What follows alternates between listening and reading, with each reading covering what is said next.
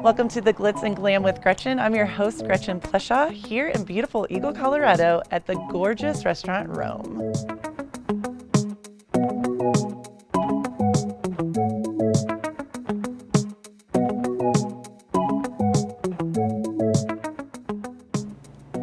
I'm here with Adrienne, the owner and cook of the beautiful Rome in Eagle, Colorado, and she's such a stunning human being. I love your space. I feel honored to be here. I feel like I've known you through lifetimes at this point. And likewise. Thank you. And I'm so impressed with your space, and I heard the food even elevates it more. How are you doing, Adrienne? I'm well, thank you. Good. And so I want to know, I know a little bit of the background of Rome. How did this beautiful place come to be? How did this all happen, manifest itself?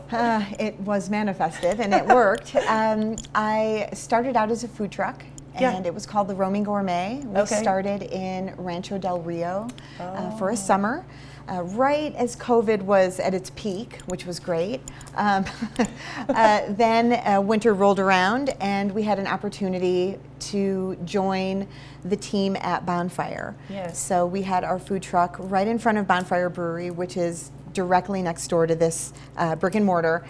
And an opportunity came up that the space next to them was open for a restaurant. But the caveat was that there was no kitchen. It isn't zoned for a kitchen.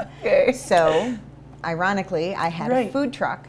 Wow. So we just rolled it around the block and hooked it up. And this is our brick and mortar with a 20-foot food trailer as our kitchen. Okay, so it truly was meant to be. This was not by circumstance, happenstance. Yeah, I think so. That's amazing. And I actually remember the food truck, and you guys were always there were a million people around, and it was so popular. It was great. And so now do a lot of those people know that this has shifted into? Yes. Yeah, and it's been 2 years. It'll be 2 years in a couple weeks that we've been at this brick and mortar. And it was 1 full year of the Roaming Gourmet as the food truck. Right. We did elevated pub food out of that food truck. Right. You know, things like duck tacos and duck confit, things like that. Really nice slow braised meats. We really pushed it. Push the limits. Well, and that's what I'm so interested in, because I did a little research beforehand and I looked at all the food options, and I know that your menu changes, am I correct, weekly, monthly? Monthly. Monthly, yeah. Okay. We change our menu monthly, so. And now we have an opportunity to be a little bit more, intricate with the details. Right. Instead of just a food truck where it's kind of fast. Right. This is more relaxed dining. We can relax a little bit more in preparation, not too much, but a little bit more in preparation. The timing is different, so it allows us to, spend a little bit more time on the menu and spend a little bit more time plating. But that's a huge deal, a monthly, I don't know any other restaurant, I can't even think of anywhere I've been that does a monthly shift of their menu. Yeah, it's ridiculous and insane. I love it. You're like, it's my brilliant poor staff. And hard. Yeah, it's really great. And I think that a lot of cooks and people in kitchens get a little bit, it's tiring doing the same dishes over and over again. And I think that I really thought that our guests would want to have the same thing over and over again. And I find that they don't.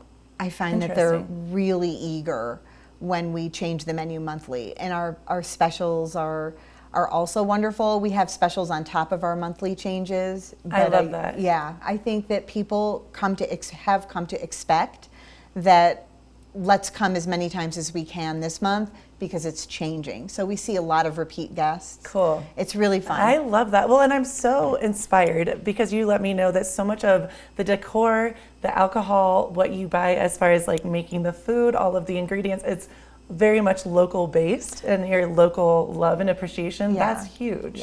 That's a big deal. Colorado is an amazing state, and it has so many different, amazing things that it produces or come out of it, from Palisade peaches to bourbons to beers to, some wonderful produce that we get here, our cows, our lamb, our pork. So really, we don't need to look very far. And it's safer, it's cleaner. We know where our food is coming from, which I think more people are being, people are more cognizant of that, as well as me.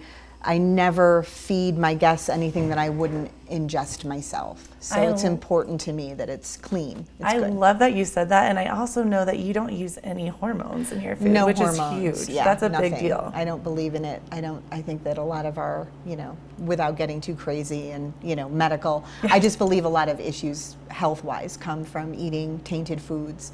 So, 100%. and hopefully the world is changing and they're starting to see that, and it used to be very difficult. Even 2 years ago, it was difficult for me to find some foods and meats that weren't, injected with hormones or antibiotics. And it's much easier today to find it. I felt that shift. You're like, oh, simplistic feeling and idea, but it's truth. What you put in your body is obviously what you're going to get out of it. So. Yeah, it's very true. And this is such a beautiful, romantic space. I mean, it's stunning. Thank Did you you. do the decor? Yeah, Did you? I did. I did. This woman is amazing. She does it all. Cooking, she does the decor. You have a gorgeous patio. I would love to hear about that. That's stunning. Yeah, so we do have limited seating in this space, and when I first looked at it, I was so enthralled with it. I loved how intimate it was, and I thought we could really make this space feel like it could be anywhere. It could be in Italy, it could be in Morocco, it could be in Colorado, it could be anywhere. And that's what I wanted to kind of mirror, was just, it could be anywhere, but it's an intimate, lovely space that you could come on a date, on a first date. You could come with your family, you could come with your friends, and it has like a nice, energetic buzz to it because it is small inside. But we had the opportunity, knowing that there was this big outdoor space that may or may not have been built for that. It may have been built for something else, but we utilized it as an outdoor seating area that enhances our capacity off season. And it's gorgeous. So it really is pretty. It's kind of, we were talking that I kind of, mirrored it after some restaurants in LA, one being Ivy, the Ivy in LA. Yes. And I wanted it to feel like there was greenery all around. And again, with an outdoor space, typically they're very wide open and cavernous. The sky is your ceiling. Yes. And we still have that in part of it, but we wanted it to feel like there were hanging lights and hanging chandeliers and still very romantic. I feel like very secret garden vibes with the mountains in the background. Yeah, the it's backdrop, so pretty. You can't do any better than that. Oh, it is beautiful. People love sitting out there. Well, and that's brilliant to know, because I do love the spaces so small and, well, not even small, intimate, and it does have such good energy, good vibes in here. And you said, though, you can go on open table. You can. So that way you know that you definitely have a reservation. Yeah, and then if there is overflow, you can go out to the patio and enjoy. Absolutely. And your bar is amazing as well. I can't get away from that. Yeah. It's a great bar. The drinks we're very proud of our cocktails. Yeah, and you said you have non-alcoholic options and alcoholic options, We which do. is a huge, I think right now becoming a boom. It's a booming thing. Yeah, we've had NA spirits on our shelf since we opened our doors, knowing that, I think part of it was that we were an Eagle and we wanted to attract people from all over the valley, up and down. And driving would be an issue if you were going to have, more than one drink.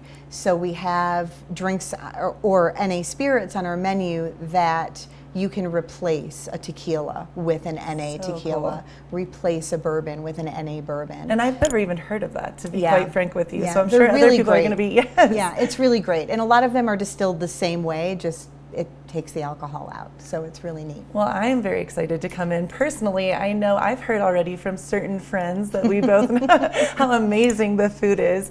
What is your favorite dish to create at this? I know you're always evolving, changing, it's fluid, as far as your food. Is there one thing that you love to make here? I can't. It's like picking a favorite child. I know. I think that we do variations of different types of meatballs and different sauces. Yeah. So there's that. Whether it's pork or veal or venison, I love creating some sort of a meatball dish, and our guests really, really love it. I do one of my go-tos here, and we just changed the sauce, and it's coming up on the next menu, is our sous vide or slow cooked pork shank. So we're doing a spin on it this month that is more of an Asian spin-off of that. So we'll definitely do that. That's one of my favorites. And I always like to bring back, especially in the wintertime, my Uncle Johnny made a cacciatore dish, an Italian cacciatore dish that was just to die for. And in honor of him and him teaching me that dish, I do repeat that, and our guests love it. So. Well, you are fabulous. I feel like I made a new thank you. bestie today. I adore you. I think your space is stunning. I can't wait to try the food. I've already, like I said, heard amazing things, and I cannot wait to come in. So thank you so much, Adrienne. We can't wait to serve you. Keep it right here for more of the Glitz and Glam with Gretchen.